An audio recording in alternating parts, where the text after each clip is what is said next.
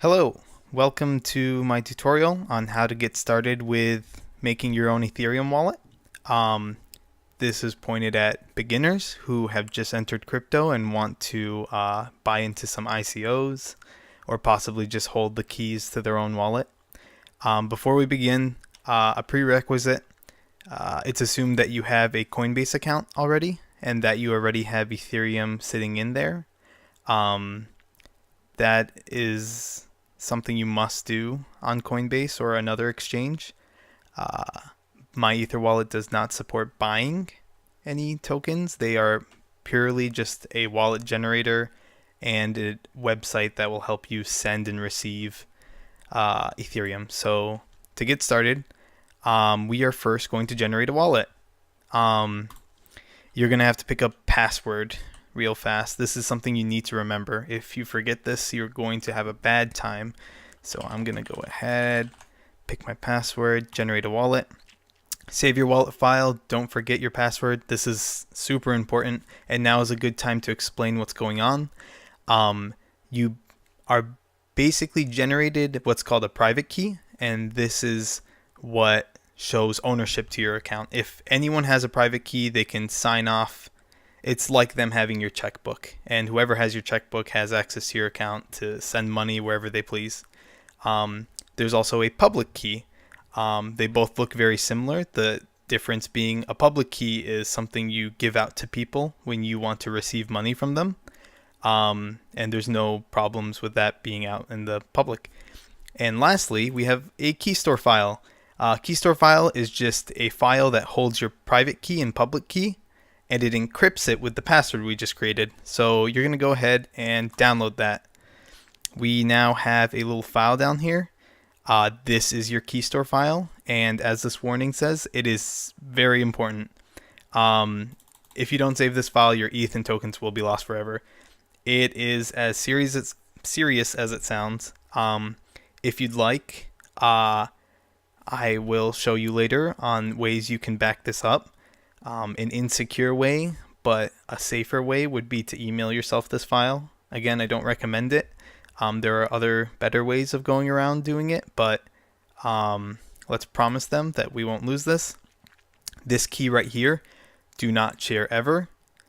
This is your private key, the keys to your wallet. Right here, you're able to print a paper wallet. I highly recommend doing this if you can. A paper wallet that you could laminate and hide somewhere, either a safety deposit box, a safe. Keep in mind, if there was ever a natural disaster or your house burned down, you want these in other places just in case of emergencies.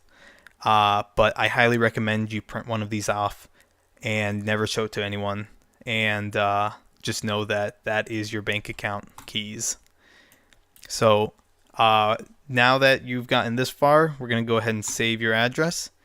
And yeah, so we are inside of MyEtherWallet. The first step that we want to do is we're going to go ahead and click on Send Ether and Tokens. We aren't actually going to send yet, but there are different ways of having a wallet, and MyEtherWallet mainly works with key store files. So let's go ahead and select the wallet file we just made down here. Excuse the mess while I find this. So find the file in your downloads folder. Go ahead and put in your password. It will unlock your wallet, and you will be met with this screen. Over here is your public address. This is what you will use to receive funds. This is a send transaction screen, which we won't be needing. What we're going to do is grab your address from here and go on Coinbase. Go over to the send request tab. Go ahead and switch this Bitcoin wallet down here to Ethereum wallet. And go ahead and paste in your Ethereum public address that we just talked about. I'm going to go ahead and say use max, and it's going to put as much Ethereum as I have. You'll notice that it's not sending the 0.01, it's sending 0.09559.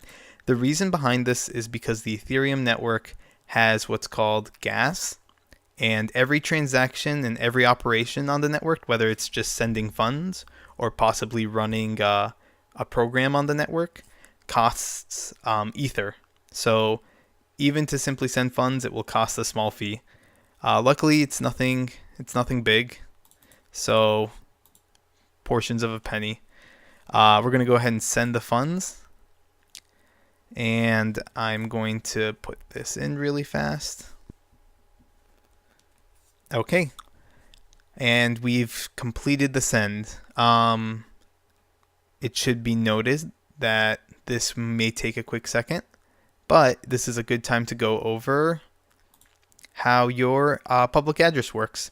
You'll see that there's an Etherscan link down here on your MyEtherWallet page. If you go ahead and open that in a new tab and look over here, we can now see the pending transaction from Coinbase 20 seconds ago.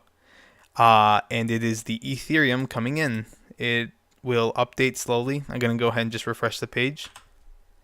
34 seconds. This can take, I don't know, roughly a minute, I want to say.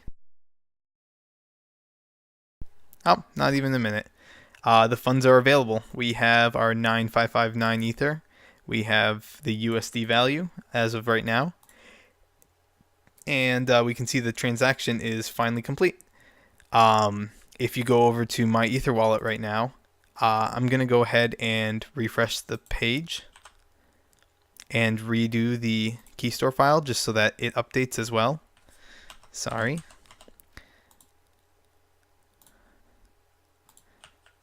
Add the password. Okay, there's our ETH. It rounds it up for us, which is a nice little feature. Now that we have an Ethereum wallet with Ether in it, this next portion of the video will explain converting Ether into another type of token. You will see a lot of coins nowadays, but specifically what I want to talk about are assets that are built on top of the Ethereum platform. We have things like Golem, Gnosis, Agar. These are all tokens on the network that piggyback off of Ethereum's network. And the way to buy and hold these is by using your Ethereum wallet.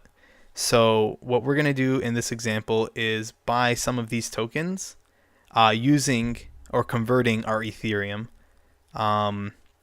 So we're going to go ahead and do this by using a website known as Shapeshift. Shapeshift holds every kind of coin you can imagine.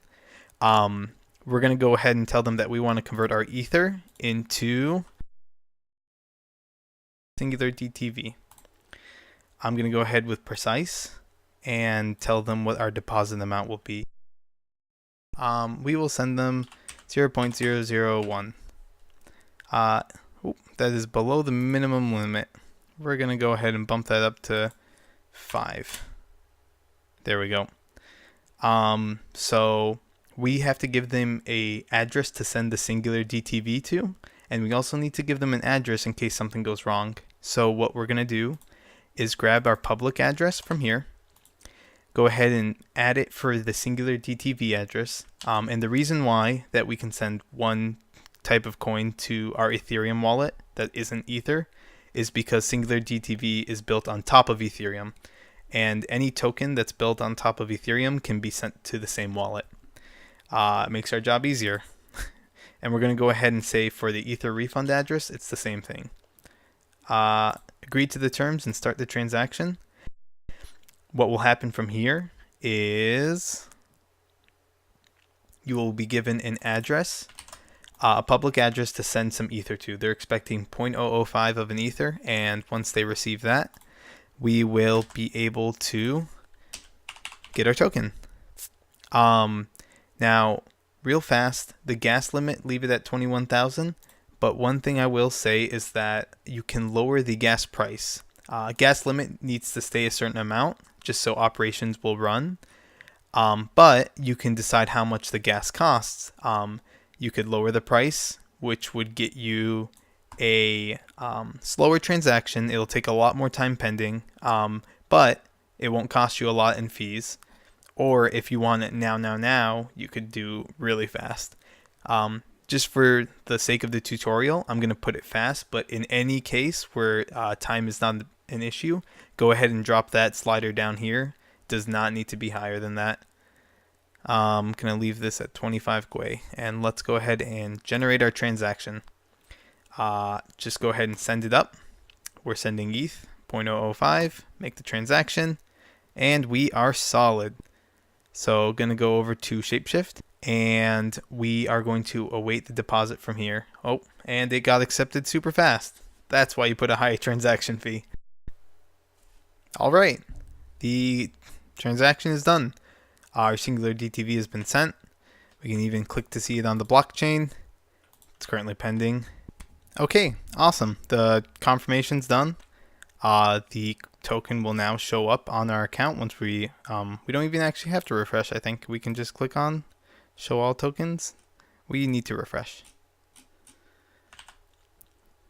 Go ahead and pick your key store file again. Bam. Okay, we see how much ETH we have left, and we see our token balance. We have 3 singles. From here, we have our own wallet, we have our own ETH, and we control the keys. That's all you need to know.